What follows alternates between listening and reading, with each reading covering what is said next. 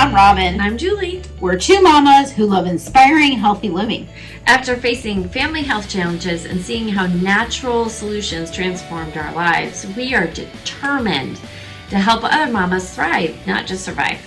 What if feeling awesome every day is possible for you and your family? Come along with us on a natural journey. Hi, I'm Robin. I'm Julie. Welcome to our podcast, Helping Mamas Thrive. Yay. It's our first one that we're really in our space, in our new business at the Living Tree. And you can see, if you're on YouTube, you can see a little bit of the decorations there. And maybe we should talk about our business in one of the podcasts. That's not what we're doing today. Yeah, we should probably do that. Okay, that's cool. So today we have a special guest. Well, let's say the title. So the title is Anxiety, freedom, how to address anxiety in a different way.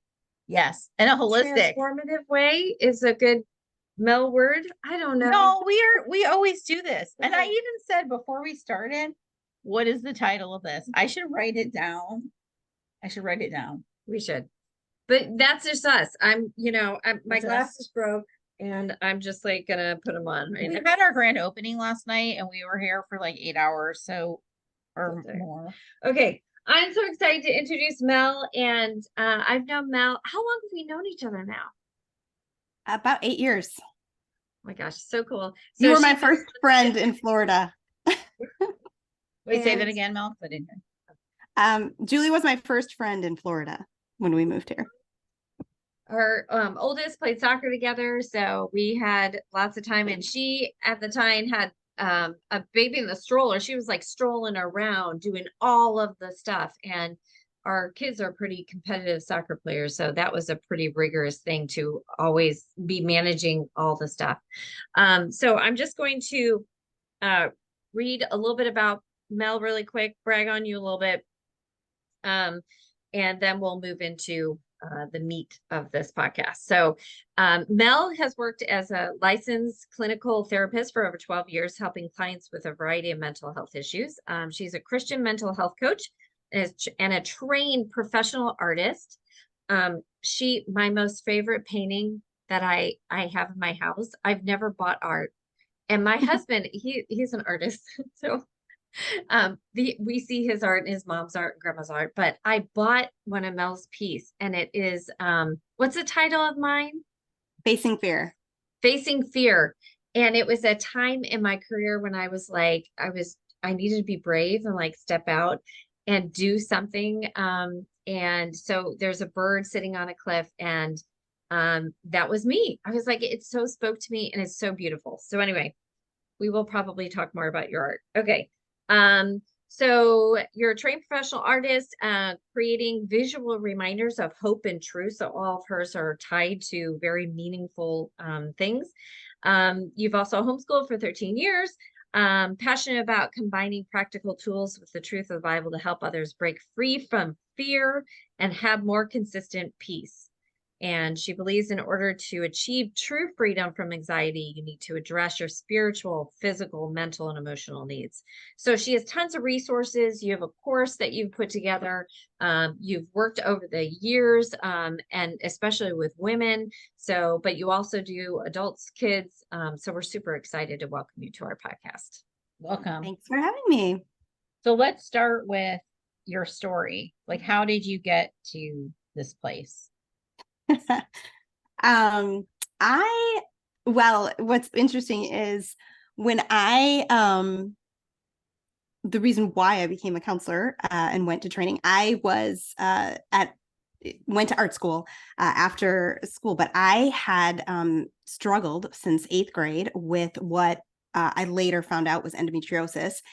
And the doctors didn't really have any answers for me. In fact, they put me on birth control pills in 7th grade to try to manage that, and just really severe symptoms with that, and hypoglycemia and things like that. So that was my first like inclination that the medical system didn't really have answers for me. So when I was a freshman in college, I was in Baltimore at art school. I was in tremendous pain, and I went to this beautiful library to research, and I found this book on endometriosis, and I said, this is what I have. And I had to, find people And so I had that and IBS at the time. And they were telling me to just eat plain wheat bread when I had IBS. So you can imagine what I know now. So yeah, that led to a lot of thyroid issues later on, and just finding, trying to find natural methods. And it's so hard to find good natural practitioners, especially years ago. Now I feel like it's more you find out. So it eventually, I was not homeschooling at the time and had kids. So anyway, going back, because art was so therapeutic for me, I got my master's in art therapy because that art was a powerful tool for me. In fact, through paintings kind of revealed some of the stuff going on in my body. So it was Wow. really interesting. It came out in my artwork. I did this huge piece, and there was like this being and his, intestines and things were all coming out. And he was kind of like in this room, but there's a window behind him, but he didn't see it. So there was like a way out, but there wasn't. So anyway, that piece just really kind of set me on this path of like, okay, there's something going on inside that Wow. needs healing. And yeah, so I got my master's in art therapy. I became a clinical professional counselor, which you could do at the time in Illinois. And yeah, just used art as a tool, but then also just regular traditional therapy, all kinds of, I worked with kids, worked at a behavioral health hospital, but eventually in Christian private practice was where I landed until God called me to homeschool. So Wow. So homeschooling, let me just pause you yeah. there for a second. I think it's amazing that you went to the library to research endometriosis. When I tell my story about polycystic ovary disease, it always astounds me that I never looked it up. Like I've had it my whole life. I was put on the pill in my early 20s to regulate my period. Yeah. And it never occurred to me to look it up. Like it took me doing a foot detox in my 40s. Hello, all of pregnancy, hard to get pregnant. Um, all the issues I had my whole life in my 40s when I went and got a foot detox and I got my period after the foot detox, and that awakened me. And Mm. I was like, wow, this is crazy. And that's what like inspired me to research diet and hormones. And I always think back, like, why didn't I research that? I have a brain, like, I'm pretty smart. Like, I don't understand what my problem was. Like, why did I not do that? So kudos. Harder. I honestly think it was harder to research back then. I mean, I had to truck it down to downtown Baltimore and like this gigantic library and try to like find things. We couldn't Google it, so Yeah. it was But even harder to find. thank you for that. But still, for me, like, I think Google existed in my 40s. I'm pretty sure. So, I Oh, just in your know 40s, yeah, yeah. I was in my 20s, and it did I not. think that we're just conditioned. I mean, I'm Yeah. going to rationalize this for a second, maybe explain it. Like, it never occurred to me to question it. It never occurred to me to ask questions. Like, they just said, you have this is what you do, and deal with it. And it really never occurred to me. So I give you a lot of props that you had the fortitude to physically walk into a library and look for solutions. So you have my Yeah, respect. and it took a lot to come home from college as an 18-year-old and tell my gynecologist I need laparoscopy because this is what I have. And she's like, "You're too young." And I said, "No, this is it." And so they did do it, and they did find it all over the place. And so years later, I was actually healed. I was told for several years that I would never have children. Um, and then I went for a healing service at a Christian church and was healed from that. But then I had hypothyroid, just Hashimoto's. I have to plug in my computer here. So that dealing with Hashimoto's and being on thyroid medicine, traditional thyroid medicine, which is so funny with these medicines, like why people don't question. I had asthma while I was on this thyroid medicine, and later found out that it was a medicine that caused it. And so another like health journey started when I was on my third asthma medicine, and that one said, may increase risk of death due to asthma. I was like, wait a minute, I'm not doing this one. So then I began to research. I was like, why am I not researching this? Because you said, like, I had little kids, I was busy, I was not thinking health minded. And so that's when I went to my first naturopath, and she was like, you have Hashimoto's. Get off the gluten, get off the dairy, change some things. Here's some, supplements. And so then again, had to go to my traditional medical practitioner and say, hey, you've been giving me thyroid medicine, could you actually test my thyroid antibodies? Because I think I have Hashimoto's. And they said, we don't need to do that. Why would we do that? And sure enough, I did. And then I went on a journey to find out how to heal that naturally. Awesome. And that's yeah. what Julie and I do now. We It's don't, amazing. we don't do blood testing or diagnose, but what we do is we scan the body and find out what organs and glands need more support. So it would do what you did on the another way, right? So it's using your body's energy to identify that. So if our listeners are listening to that saying, me too, you can contact us and we can work with you. Yes, Julie has scanned me. Julie was such a integral help in my health journey. I had a great practitioner in Illinois. So when I moved to Florida, I had somebody, she was an osteopathic physician, and then I had my naturopath. She was a Christian and she was very holistic. So she just kind of treated the whole person. And she was the one who's like, you got to look at your vitamin D and you got to, all of these things. And so when I moved here, I didn't know what I was going to do. I had a surprise baby at 39, almost 40, and he decided to nurse for 2 years. So I just let him naturally wean. But when I was 42, my hormones just tanked after I was done nursing him, and my progesterone just tanked, and I started having panic attacks. And I knew enough being a counselor that I was like, kind of check my severe thinking, my severe black and white thinking, like, okay, this probably isn't reality. And I would just like tell my family, like, I have to go upstairs now. I would just try to get in a safe place. I would try to deep breathe and calm my system because I knew that like something was going on. But I was just praying for how can I support my body? And when Julie told me about the oils, because it was just amazing, the Progestins Plus, and then I eventually, like, now I take Cortistop too, because I needed DHEA. It's just life-changing for me, just completely shifted my hormones, got them back into normal. And again, like, I did other testing to find out what hormones were out of whack. But I'm so thankful to Julie. That's awesome. She knows that.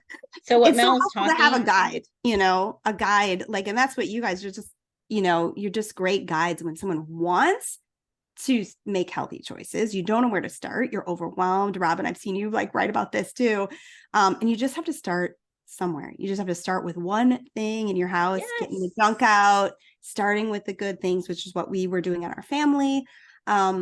But it's so helpful to have a guide. I mean, you guys know so much about hormones and all the things about, how these body systems work together. And, that's my passion I work with the mind and the emotions, but also just really helping people with anxiety because it's so physical. And I think so many people are suffering and frustrated with their progress with anxiety and other mental health issues because they're not realizing how much of it is physical. Yeah. As well. I feel like, Julie and I were in a symposium, it must have been 6 years ago already, where we talked about the brain and gut connection. And I realized we talk about so many stories and I really haven't shared this one that much. And at that moment, there was a neurologist, he was talking about the brain gut connection. Yeah. It was really the first time I had ever heard this. Yeah, they call it the second brain now. What? The gut is called the second brain now. I know, right? And gut, so brain. We're sitting there and Julie's sitting next to me. And all of a sudden I realized that some of my son's healing was because of me. Like, because his poop used to come like through the pull up. And I realized that these changes that we were making was helping him improve. And I did not know that. Like I was just making these changes that made sense to me. And in that very moment, I was like, oh my God, Julie. It was me. And so I think this is an under Awesome. discussed topic about how taking care of our physical health does affect our mental health. So I'm interested in, what you have to share with us today. So Yeah, how did that connection because so you have this investigative mindset. yeah. You're raising a generation of kids that are, you know, looking at things, being able to see things from a more naturalistic mindset. I absolutely love that. So you are on like the front line and even with your kids. So if you can talk about when this landed on your heart to help people so much, you're like, I have to go out and help people. Mm. Like there has to be something done. Yeah, so I stopped working as a counselor about 10, 12 years ago. And when God called me to homeschool and I was doing both, it was just a lot. And so I was primarily then just doing art and homeschooling and selling, prints and paintings, trying to build that business and homeschooling. But along the way, helping, encouraging moms with feelings like what do you do with these emotions? How do you help a child just learn emotional regulation and Right. identifying and expressing emotions, and just like deep breathing, muscle relaxation, we need to practice these things. And so I was always having these conversations with other homeschoolers, talking about it. And then my son deals with anxiety, and he was having some issues, and then we were seeing in high school the physical connection. And so he had a period of time where his B12 and vitamin D and iron tanked. We were going to blood specialist, and they called him an enigma. They did not know, they couldn't figure it out. For a teenage boy, is very unusual to have those three things. And they were kind of ruling as much out as they could. But he got B12 shots, and then we started to see his depression lift, the anxiety kind of, and the B12, B12 and D deficiencies really caused this depression also. And so just seeing again the power of supplementing your body and supporting your body physically, and how that changed him emotionally. Because at first we were, knowing he was dealing with, I was trying to deal with the mental and emotional side, but, we were seeing him on the soccer field and thinking like, he's not running very hard. Like he's not working very hard. Like what's going on with him? And just seeing learning how physically depleted he was, and how when we began to support that, and the psychological at the same time, then he really was able to get healing. And again, recently, he had another episode and found out his folate was tanked, and so they put him on really high doses of methylfolate, L-methylfolate, which really helped, in addition to other things he was doing. So I saw this, just combination, and thought, oh gosh, there's so many more people. And I think it was in 2020, I was in church just praying about like, where should I serve? And we had started meeting again after the shutdown.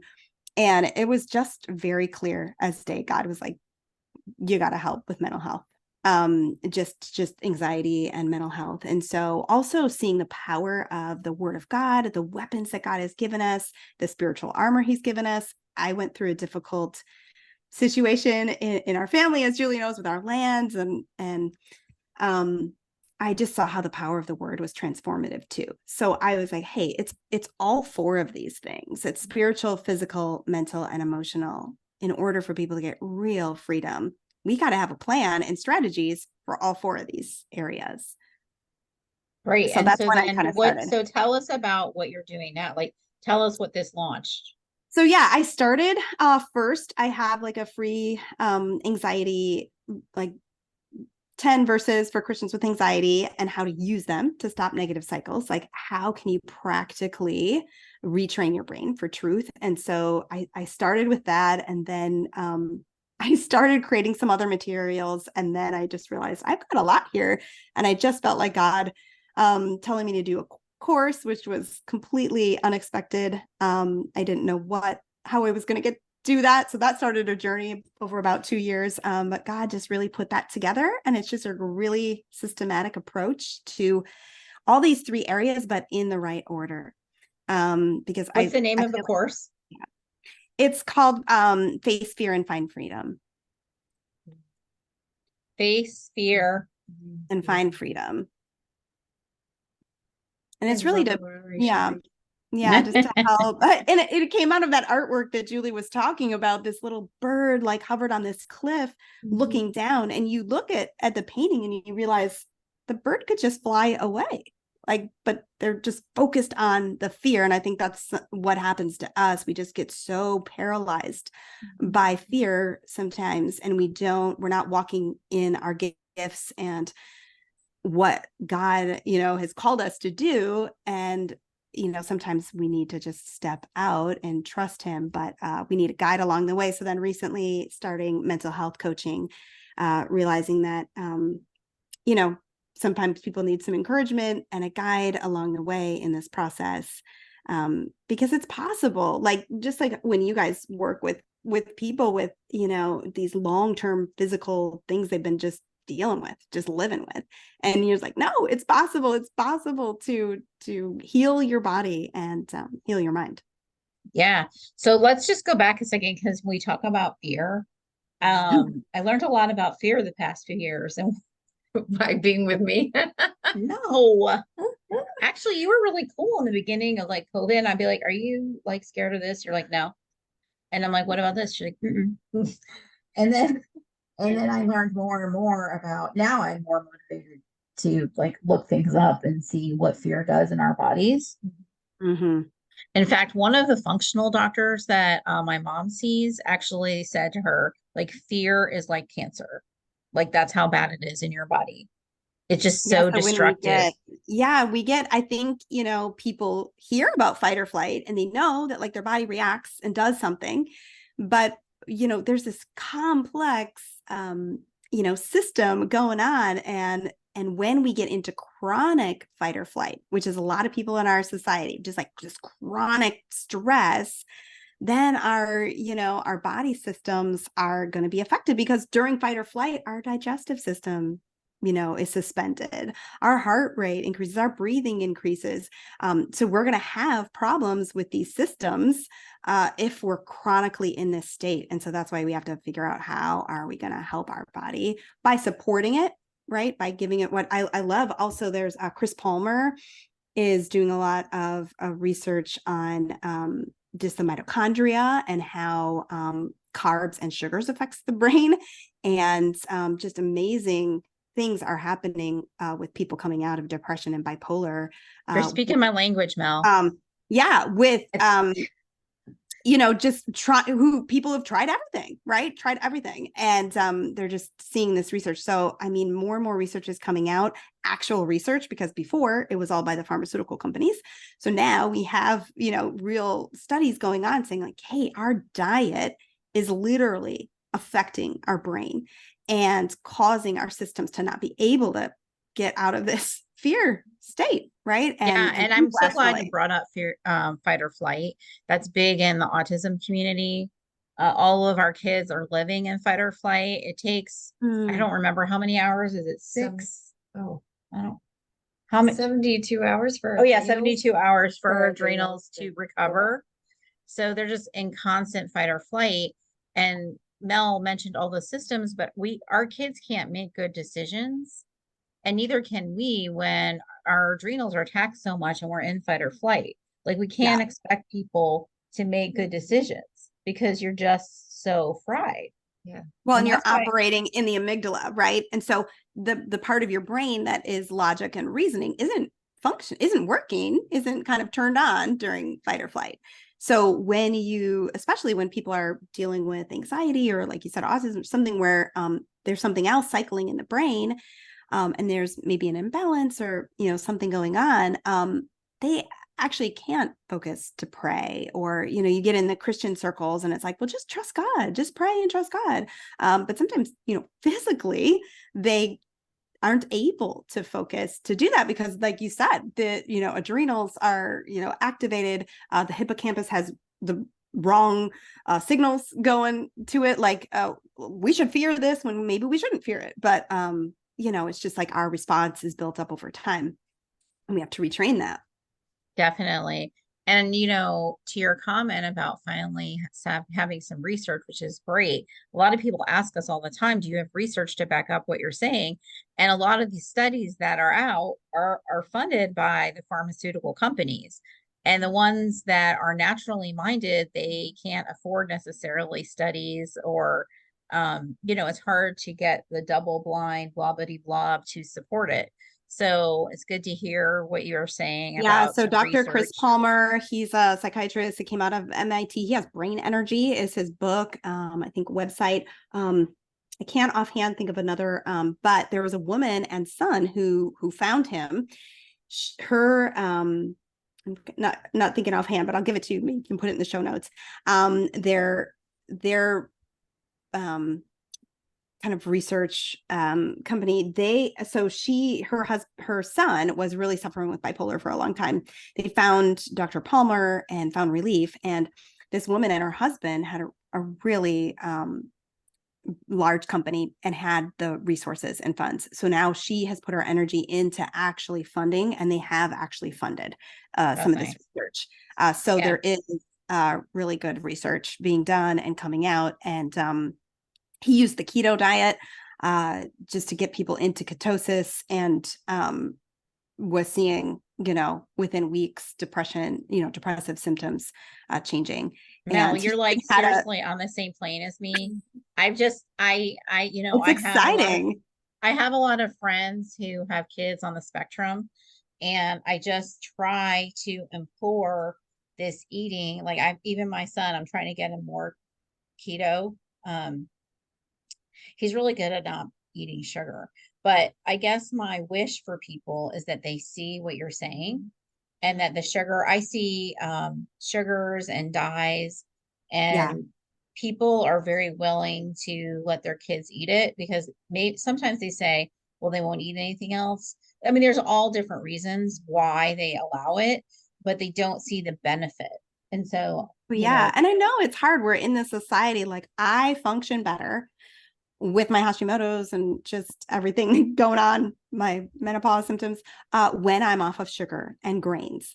But in this society, we're invited to all kinds of, parties and treats and out to eat, and it is hard, but there's lots of great whole foods you can eat. There's things you can enjoy. And I think people just have to get better of like, hey, this feels better than it tastes. Like I would rather have energy and be able to think and be able to be, present in the moment with my family, and not, have but it's just, kind of countercultural right now. But it is exciting that research is being done and out there by reputable people, psychiatrists, trained, there's trained physicians in this metabolic psychiatry method. Well, I'm glad you're talking about it too. To Yeah. me, reputable people are not just scientists, they're No. moms. Yeah. I feel like we're reputable. I feel like for sure. No, I didn't mean that. I just meant I'm just saying hopefully the general science community also to take note and say your food affects your brain.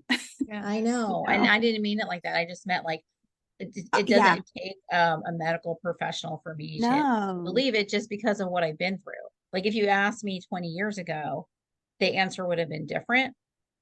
But because what my family's been through, I'm not, oh my gosh, I'm emotional about this. Like I see it differently now. Do you know what I'm saying? And so having a mom, all it takes for me is a couple, like probably not one, not just one mom, a few people that I would read about it. And I'm like, okay, because the traditional system really failed my family. It really did. If I'm being honest. And especially, right, you become open when it's not working. So you're looking for something. And so you see those and you're like, okay, this is a hopeful story. I want to try that. And then it just leads like, right. Like you're saying you try one thing. I remember even before I had my third blessing baby, I was starting perimenopause. And so I was using a natural progesterone cream, at the time. And with the cream, you could really get the too much feeling. Like you could overdose on the progesterone and get this like too much feeling. And just putting that on and realizing how, but it did work. It did help me in my hormones. Then I'm realizing like, what is the lotion I'm putting on doing to my system? What is the makeup I'm putting on doing to my system? So you start thinking like, wow, these things have little things have a big impact. And I love when Julie introduced me to the oils, because what sold me was, she was like, you're not going to get that too much feeling. And I never do. I just with the Progessence Plus, and what is it? Sclerescent, the other one. Yeah, that one I use. And just having headaches for years and using like peppermint and lavender, and just seeing like, oh wow, this is powerful. And God made these plants. Like, He created these plants. We're always in like awe. Yes. We're just like, God made all these things for us, and we should just use them. Absolutely. Really? Yeah. I mean, frankincense is in the Bible, like how many times? I know, a lot. A lot.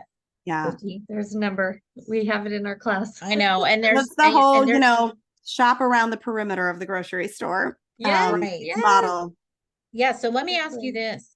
So you currently do mental health coaching. So what do you ask people to do? Do you work on the mind, body, and spirit? Like what is your I just started that. And what I think what I'm really helpful at doing too is sort of helping somebody figure out where they're at. What do they need? Is it overwhelm? Is it an anxiety disorder? Do I need what other practitioners might I need on my team? I want to stop all these negative thoughts. I want to feel more present in my life. And I'm just, feeling this anxiety.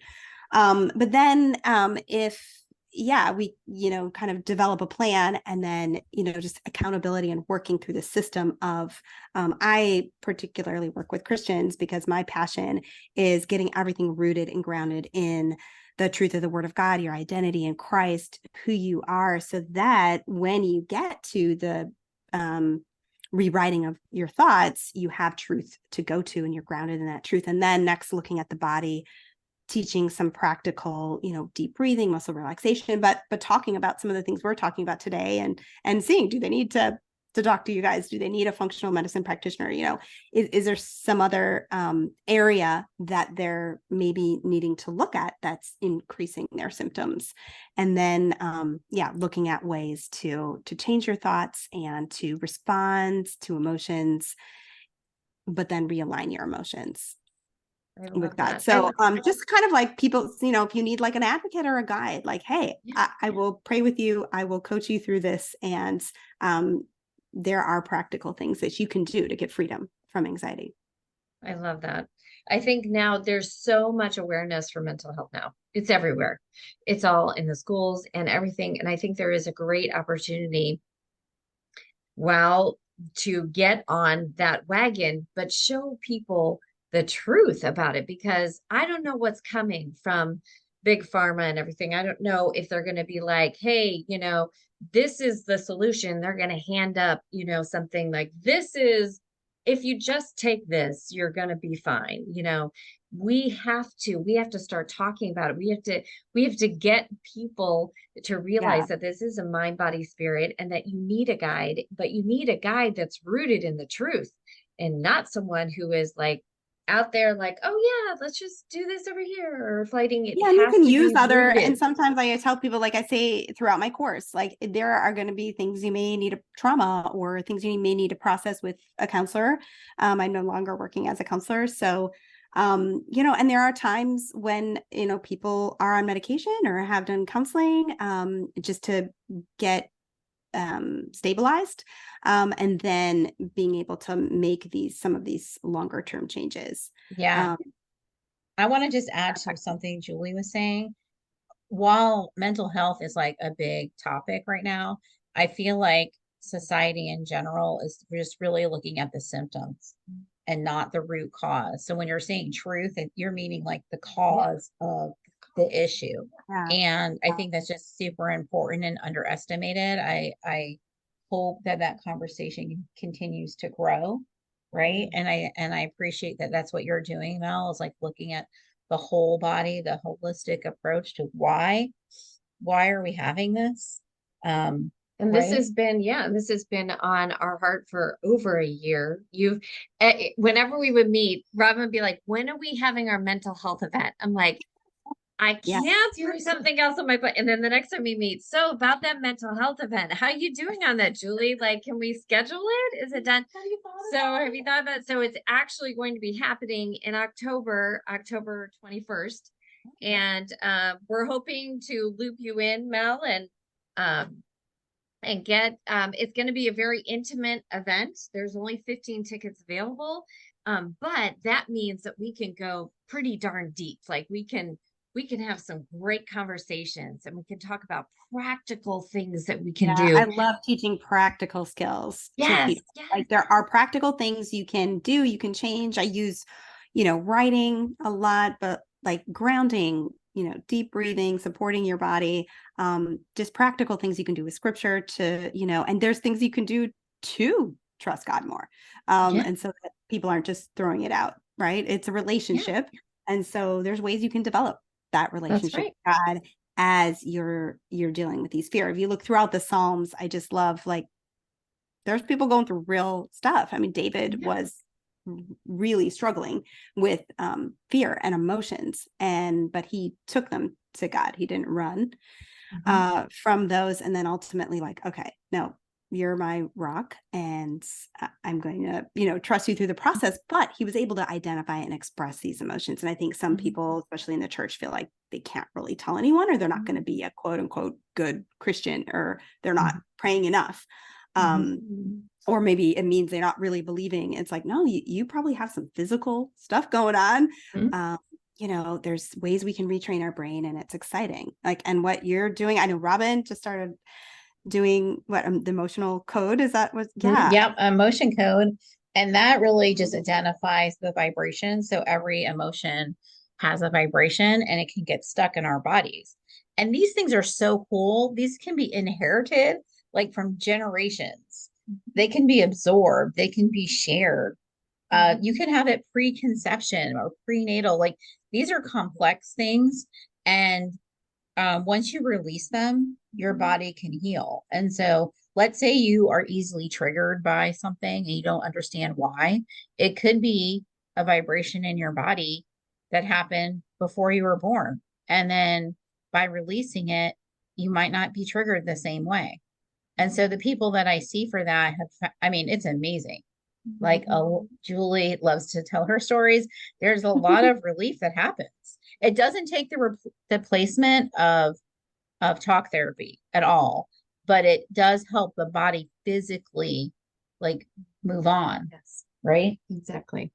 And I love because a lot of times we just need to stop the spiral because once we do start spiraling, it is so difficult to halt yourself and be like, okay, self check, So I feel like people they need a plan. They need somebody to be like, okay, let's just stop for a moment. Let's just do one thing to make it go the other way. Just one step. And And then you you'll need to start practice those going. things, just like an athlete or a Yes. musician. You practice them when you're calm, because you're right. When you're in that moment, and we all get triggered, right? I always say, like, my goal for people is that they get to truth more quickly, because we all have these negative thoughts that come in, and we get caught, and then if we have a plan, we can get to that more quickly. I call it the hurricane kit for the mind. Of just like you have to develop these things before the storm comes, so that and so there are a lot, whether they're relaxation techniques, or grounding techniques, or thoughts that you have prepared in advance, so that when the trigger happens and that automatic thought comes, you immediately go to that practiced thought. Yeah. Julie and I learned this really cool technique called aroma freedom. It had 4 steps, and it's kind of like that. And you put words down, like the first thought you had, and then you combine it with an oil, a simple essential oil, like not a complex Mhm. one. And you just do these 4 steps and then you feel better after. And if you don't feel relief, you do it again. It was so cool. We both Oh, did it and we're like, oh my goodness. It's so neat. yeah. Is it like, oh, this is, I would love this like combination of there's a popular technique in therapy with dealing with automatic thoughts, right? Where you write the trigger, you write the automatic thought that comes like, I'm not good enough, or I'm going to fail this, or I can never get out of here.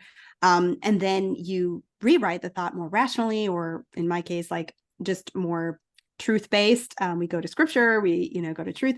And then you rewrite the thought, you rewrite or a positive declaration that Yeah. is related that you can go to. But if you were like practicing that new thought and you linked it with like a certain oil, like let's say, hey, this one is orange and this one is lemon and this one is Yeah. lavender or whatever, that like maybe all, as you practice that, maybe sometimes all you would need to do is to smell that lavender smell. And then Yep.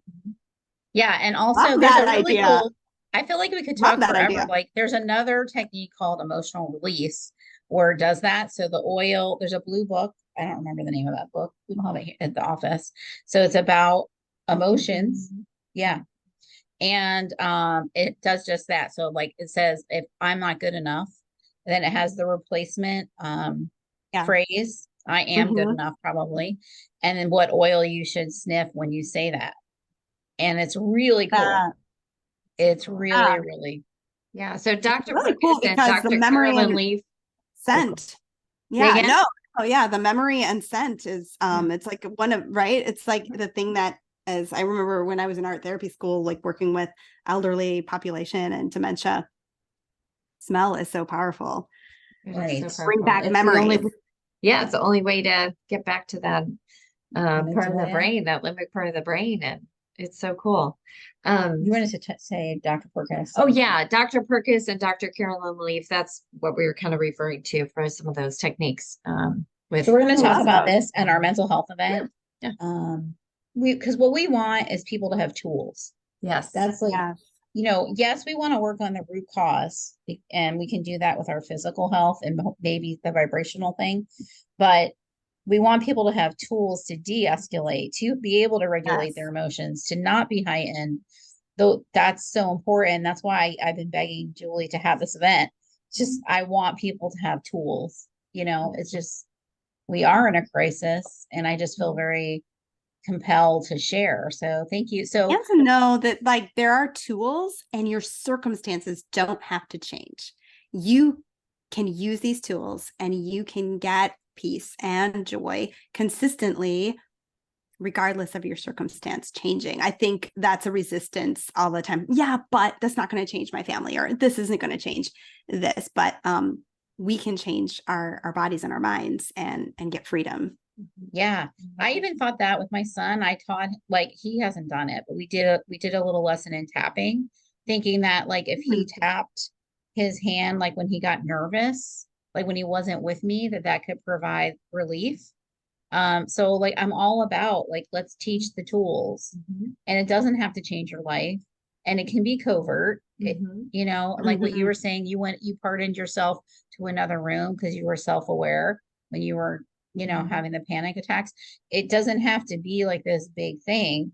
It can be small things, right? That's right. Or even smelling an essential oil before you go to school. If you think, there's so many tools. Yeah. So tell us, just as we part, if a mom is struggling with either her own mental health or one of her children's mental health, what advice would you give her? I think, trying to look at, evaluate where you are spiritually, physically, mentally, and emotionally, and, see if there's one small step you can take in all of those areas. I think with a child, it's good to evaluate sort of to step back, because sometimes children are reacting in a moment, but it's something else. So something else is building up. So I think expressing feelings daily over time is going to help kind of lower the temperature, so to speak, so that, when when things happen, it's not as, extreme. So looking at like, hey, what's going on with friends? What are disappointments? What are things? And that idea that like you can have more than one emotion at one time in response to the same event. And so like those mixed emotions, just talking about those over time and giving people, I mean, even kids, giving them grounding tools like, hey, let's look at our physical space. Let's get out there. Sometimes a kid is going to do so much better when they're, get some healthy food in their body and go outside, run around, and then come back. And Yeah. let's, The movement is critical.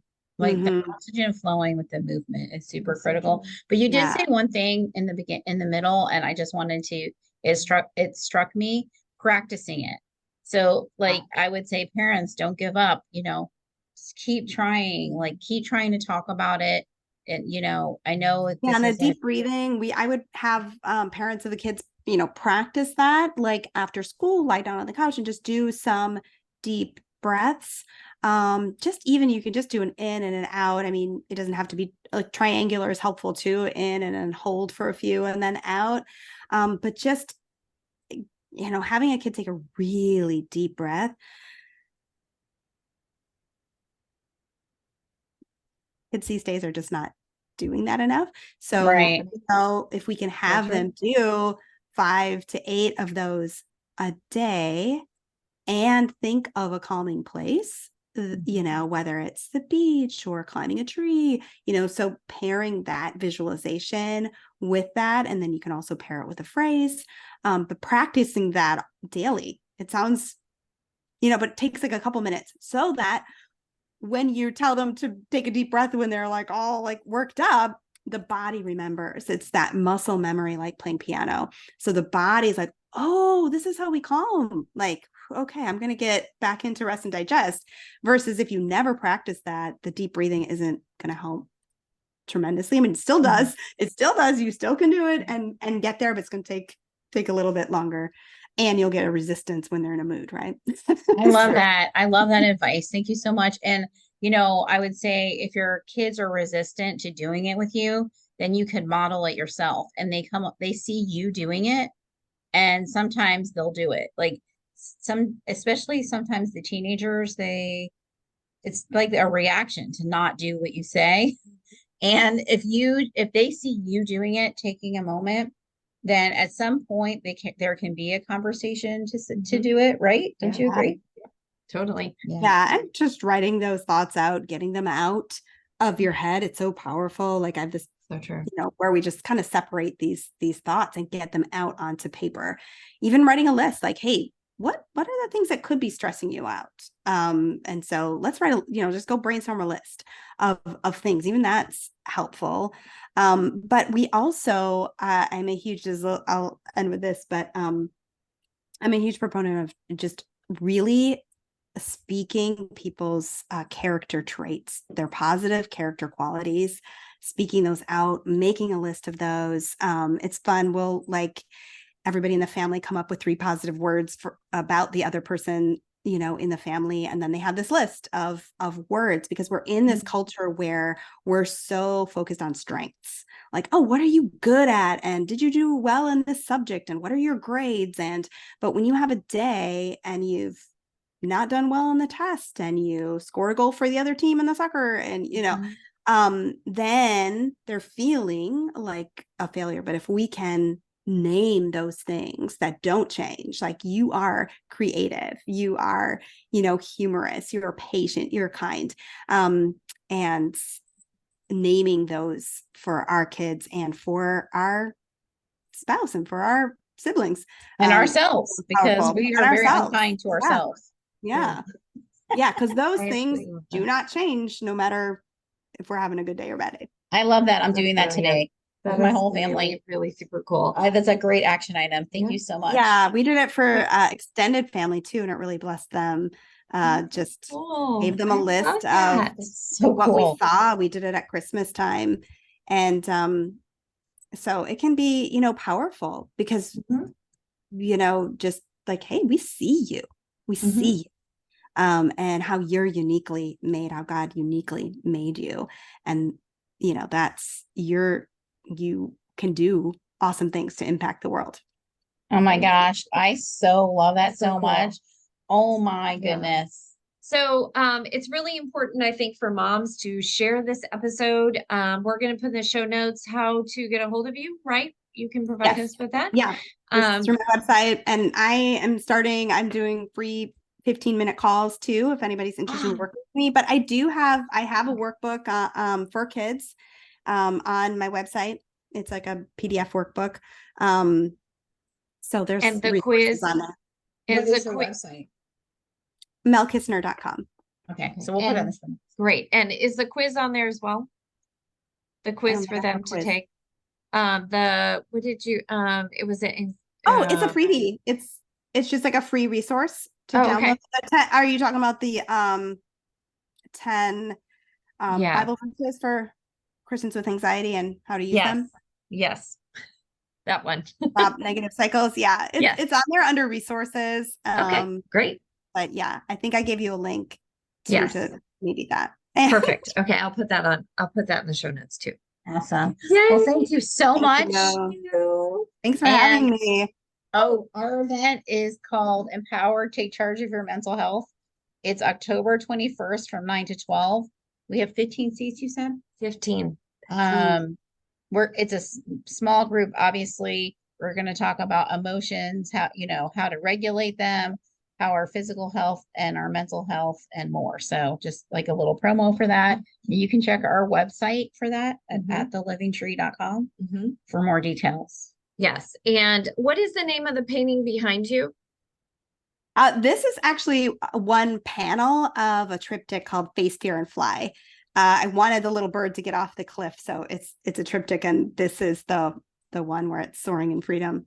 I love it. Yeah. So if you're if you're listening to this as a podcast, you might want to look on the YouTube so you can see this gorgeous painting.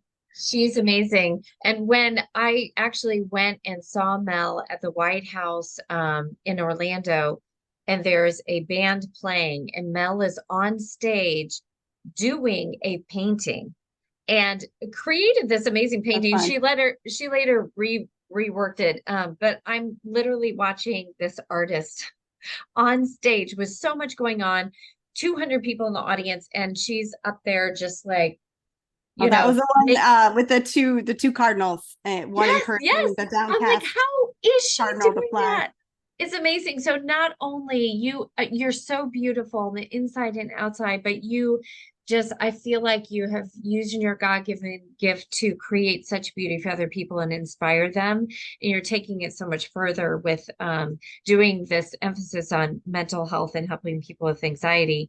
But being a graphic artist, I love visual things, and I just think it really resonates. Thank you. I look at my painting every day, and that gives me inspiration to get off that cliff. So I want to be there with the bird flying.